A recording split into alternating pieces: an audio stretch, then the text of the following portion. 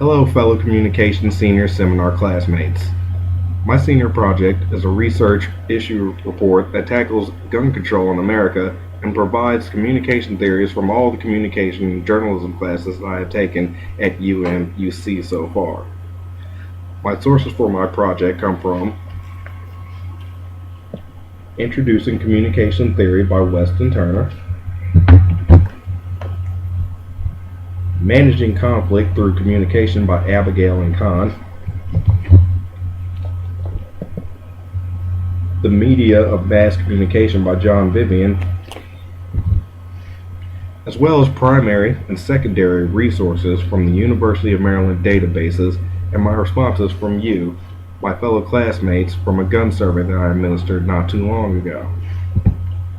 There is a serious problem in America in how we are dealing with our gun control laws.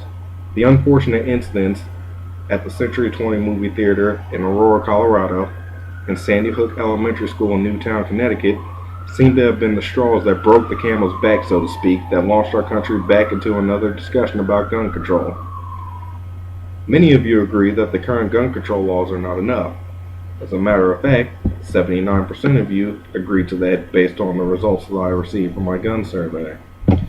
To some people, it appears that nothing is really being done to alleviate the problem, and it seems that both sides to this argument are not communicating very well.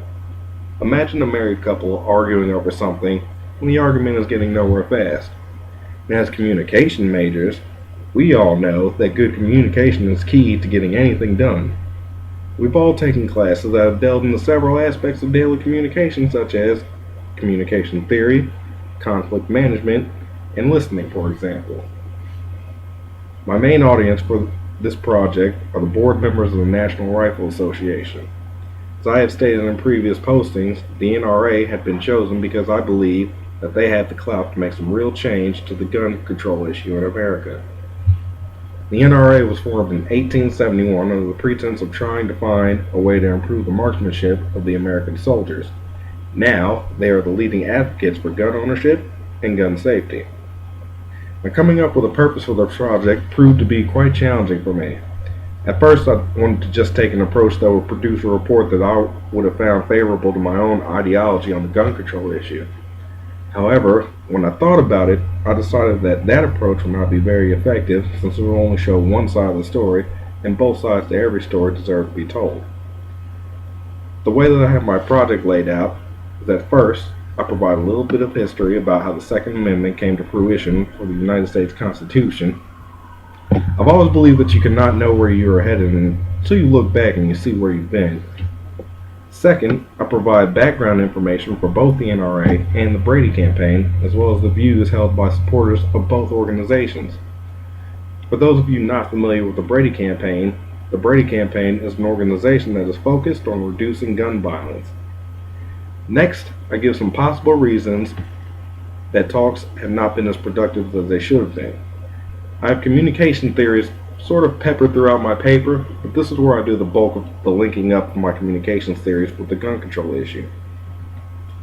Some of the communication theories that I'm discussing in this paper include standpoint theory, rhetoric, individualism, and collectivism. Finally, I wrap up my project by providing communication theories and suggestions that may help both sides of the debate find some common ground in order to take direction to get something done about our nation's gun control problem. Now, what I am seeing in this project is that I wish I would have discovered earlier in the research process is that the media plays a huge role in shaping the way that we think. I've noticed that a good deal of my projects tend to refer to the media and its role in providing the American people with the information that they get on serious social issues. And in my survey, 79% of you indicated that the media tends to over-sensationalize tragic events like Aurora, Colorado, and Sandy Hook. Conversely, in my research, I was shocked that there was a school shooting in every month of last year with the exception of July. Now granted, none of these incidents were on the scale of Sandy Hook, but they still happened nonetheless. I initially chose this topic because after every incident like this, people always ask themselves why it is that these things are happening. Most people ask about the perpetrator's motives instead of asking why the gun control issue is not being efficiently handled. I appreciate the support that I've received from each of you on this topic and project. I know that this is considered a touchy issue to some.